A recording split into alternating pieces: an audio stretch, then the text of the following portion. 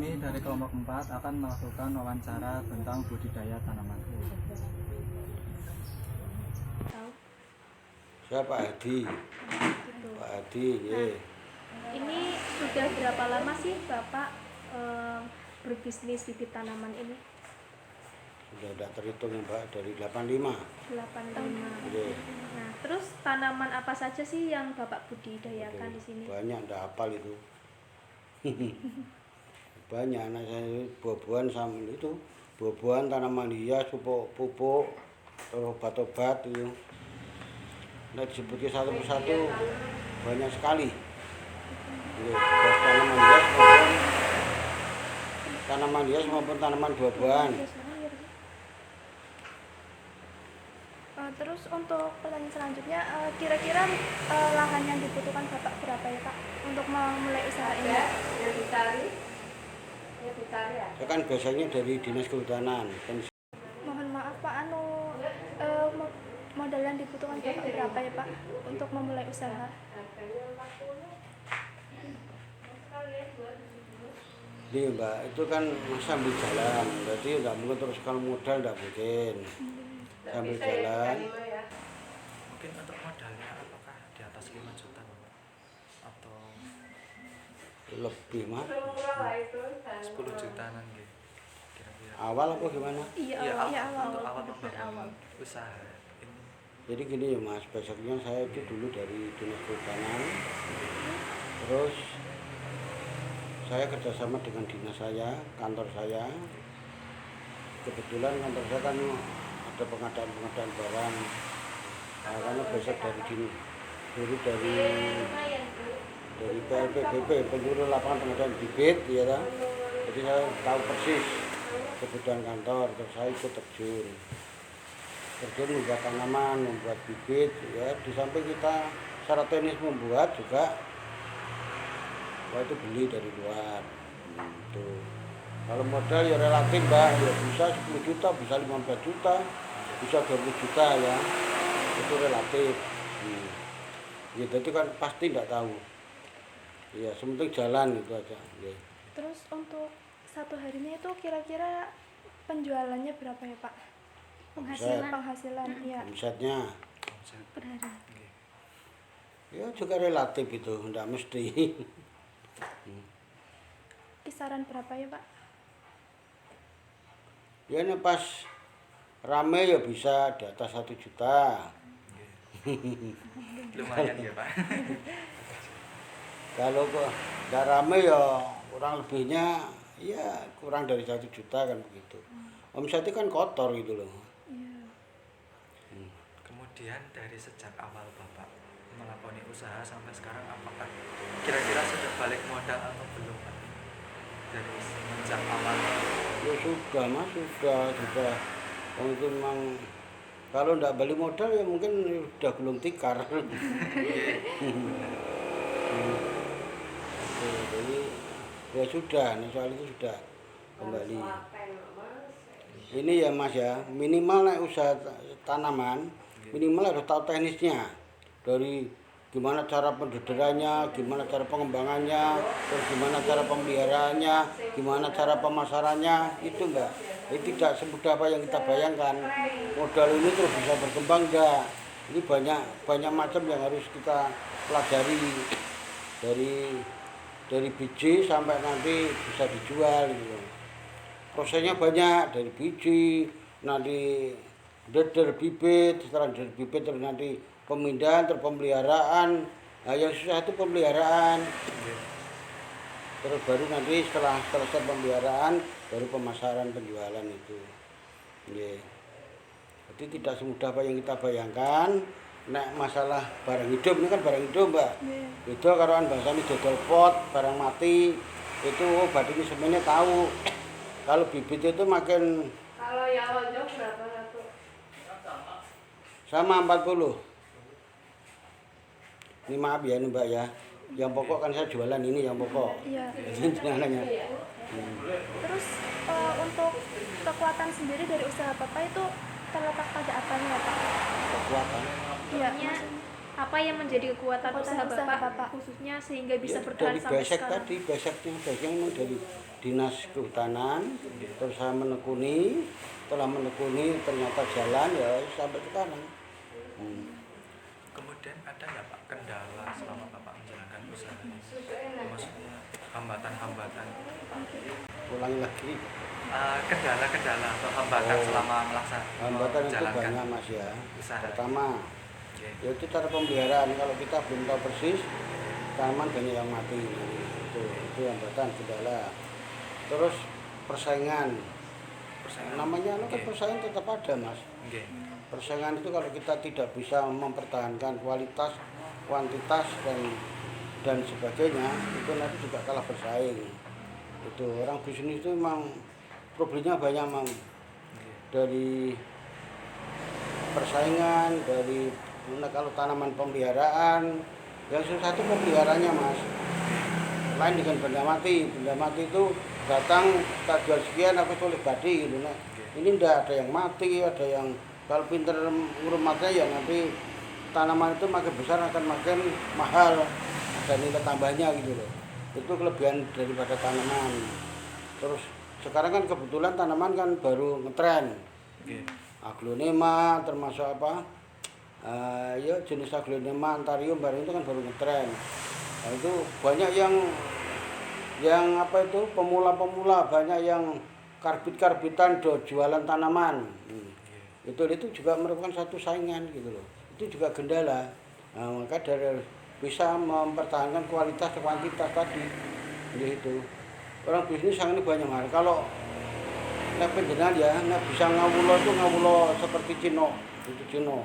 Tak kunjung jempol. Saya juga belajar dari boneka mereka. Itu kalau bisnis dia disiplin. Kalau A bilang A, B, kalau B jangan sampai bohong. Kalau bang ketahuan sekali udah hancur.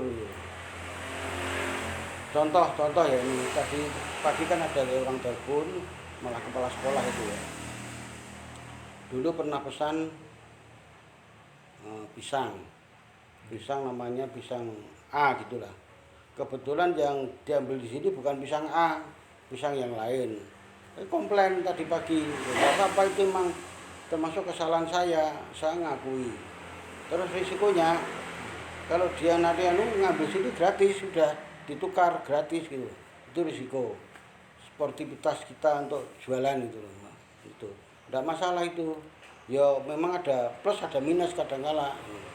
Itu satu contoh, itu kendala juga. Kalau kita memang harus menguasai semuanya, kalau kita tanam-tanam bisa menguasai, tapi kalau pisang sudah diambil ini pisang apa lah itu saya sendiri memang belum begitu menguasai. Nah ternyata yang diambil mintanya pesannya A, ternyata yang setelah tanam keluarnya B. Nah itu kendala juga. Saya harus sportif, mau kita tukar yang tidak bayar sana gratis, itu juga kendala. Itu. Nah Cino itu kan disiplin sekali, di Rupiah pun dia disiplin, tetap hitungan gitu loh. Prinsipnya mereka kalau datang barang lunas, kalau dia jual juga lunas, jadi tidak ada celah utang piutang gitu. Itu juga merupakan satu keberhasilan. Gitu. Kelebihan dari mereka gitu. Terus kita pun juga begitu di sini, saya kulaan tak bayar full. Nanti setelah kita penjualan juga ada, saya utang ke, tidak mau beban pikiran gitu loh. Itu kalau mau usaha seperti itu. Saya di sini karyawan saya tak bayar di atas 2 juta, tanya. Per bulan Pak? Iya. Di atas 2 juta saya ada 3 karyawan, rumah ada 2. Saya kan tempat tinggal tidak di sini. Sini hanya untuk jualan rok. Di Tembono saya, karena ada 2 tenaga. Sana untuk nyetok tanaman banyak juga. Terus nanti setelah sini habis ngambil sana.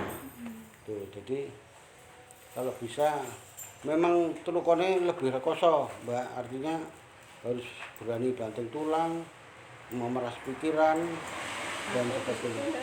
Nah, ini tempat tidur. Di sini malam kosong sini. Iya, rumah saya sana. Nah, itu. Jadi sekarang banyak ini ya, artinya pemula-pemula yang mendirikan tanaman, termasuk di sini ada, di sana ada, di sana ada.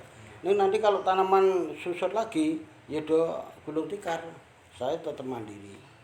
Karena besok saya itu bukan hias semua, termasuk tanaman buah-buahan, tanaman hias, tanaman keras itu saya semua ada. Itu jadi masalah kendala banyak Mas. Ini harus kita tekuni, harus kita pelajari, harus cari solusi. Untuk pengalaman ya Pak. Iya itu untuk pengalaman. Pengalaman itu lebih berharga daripada teori, praktek dan sebagainya. Oke. Teori ya. Itu Mas, jadi tidak semudah apa yang kita bayangkan. Jadi Oke. kendala ini tetap banyak. Terus Oke. kira-kira kalau setiap harinya itu pengeluarannya berapa ya Pak atau sebulannya ya? Nah, saya ndak anu sih ya habis beli dan itu tidak diperhitungkan, tidak dinilai secara pokoknya sementing oh ini habis. Saya punya uang, itu untuk pulang itu Pak. Jadi tidak bisa mendeteksi oh ini pot sebulan habis sekian. Terus nanti saya pulang habis sekian enggak bisa. Ini sudah jalan seperti air mengalir Mbak, udah enggak anu tidak waktu sebenarnya aku tidak. Yang penting ada nilai plus. Pot misalnya beli 1.000, kayak 1.100, yang penting ada nilai plus. Karena gue bayar karyawan ini. Sama ada nilai plus, nah ikut nunut makan. Itu, ya Mbak. Nah saya seperti itu, tidak bisa prediksi nanti, oh potnya habis sekian sebulan. Nanti pengeluaran sekian, tidak bisa. Yang penting stok uang ada, kita butuh Bisa membayar. ngambil itu. Kan di masa pandemi ini kan di media massa banyak diberitakan orang-orang itu pada mencuri tanaman. Nah, Mencuri. pernahkah Bapak mengalami hal tersebut, Pak? Kayak tanaman Ya, dicuri. saya dulu gini Mbak ya, zaman antarium. Saya memang apa itu mencari tanaman muter namanya apalah itu. Penasaran lah cari tanaman-tanaman itu. Yang khusus yang mahal-mahal itu tak taruh rumah sana. Padahal pagar udah 4 meter, udah beling dan kawat berduri. Itu pada waktu sing antarium, sing larang banget itu dulu. Nah itu memang saya pernah kehilangan senilai 35 juta ya sedikit lah rendahnya. Jadi pada waktu itu saya muter 1 minggu dapat tanaman senilai 35 juta. Nah tiap minggu kan diambil orang, maksudnya diambil dibeli. Nah setelah saat itu tabel orangnya bilang, wah saya enggak ada waktu ini baru malamnya hilang. Senilai 35 juta tapi hanya dicabuti tok. Ini yang di rumah sana. Jadi walaupun 4 meter trek-trek dulu mencari mencuri itu udah pinter semua. Ada yang udah ditarik barang itu kan ada itu. Nah, itu lewat sawah. Itu pernah itu yang dulu. Nah sekarang ini ya belum lah, sekarang belum. Mudah-mudahan sih tidak ada yang mencuri lah. Ini kan kosong ini, tapi ada CCTV. Ya, ini kosong sini. Tapi ini kan tidak semahal dulu Mbak. Dulu saya beli tanaman 25 juta biasa satu tanaman. Gelombang cinta itu saya beli 2 50 juta. Terus akhirnya di sini mati. Tahun udah besar terus harga jatuh itu tak biarin. Hanya ditawar 2 juta pada waktu satu tanaman. Saya tawar sekolahan sini lah. Akhirnya 2 kan 4 juta. Padahal belinya 50 juta. Daripada tak berikan, mendingan mati enggak apa-apa. Gitu. Jadi sini ada kepuasan batin itu loh. Gitu. Pernah itu seperti itu. Tapi sekarang tanggap masih biasa lah. Walaupun itu agak mahal dikit tapi aman, kondisi aman. Jadi kan dipagar, jadi kalau mau ya tidak mana. Aman di sini aman. Itu tanaman yang harga 200-an juga di luar itu. 200.000. Yang merah-merah ini kan di luar itu. Itu Mbak, jadi tetap ada ya, kita sih tetap waspada. Tapi yang banyak sekarang yang dibeli itu kan buah-buahan. Kalau pas hujan ini tidak ada yang mencuri. Aman, sekarang aman. Nah dulu kan yang namanya jemani daun 2 segini ya Mbak ya, itu kan saya jual 650. Belinya saya 600, saya jual 650. Laku itu, laku banter itu. Dulu itu yang muter-muter gue duit 20 juta barang ini belum ada artinya. Muter-muter gue mobil itu. Karena ada yang harga 10 juta, harga 5 juta itu yang antarium dulu zaman mahal-mahalnya itu. Sekarang tidak ada, ya. Masih murah-murah lah. Harga 200, harga itu. Apalagi pertanyaannya. Oh sudah? Oh alhamdulillah. Nggih, dari saya satu lagi nggih Pak. Pesan dari Bapak kepada kami, khususnya kan kami masih mahasiswa terkait dengan wirausaha yang Bapak pesan Bapak untuk kami itu apa? Mandiri, menciptakan lapangan pekerjaan, punya karyawan itu lebih bagus. Kenapa Cina pendatang bisa kok kita tidak bisa? Lah itu, monggo itu ngaca pada Cina itu. Itu bisa kok, dia dulu hanya orang kok kesini bisa menciptakan lapangan pekerjaan, kenapa kita tidak bisa? Nah itu, harus berpikir sejauh itu. Nah seperti ini kan diciptakan sendiri, dimanage sendiri, nah lebih merdeka, tidak ada orang kekuasaan dia gitu. Itu terus dapat berarti alhamdulillah, sedikit ya tetap alhamdulillah gitu. Itu nek mandiri gitu. Dan itu bisa bayar karyawan gitu. Itu pesan saya itu. Jadi nggak bisa dengan kuliah sambil menciptakan lapangan apa, menciptakan kerjaan apa gitu. Itu dulu kita juga begitu. Jadi pegawai kok jadi pegawai kok gitu. Menciptakan lapangan pekerjaan. Itu dulu teman-teman. Jadi mira begitu. Mau ambil foto-foto monggo di belakang barang itu. Mengucapkan terima kasih Ya, atas waktunya dan ilmunya, semoga bermanfaat. Iya.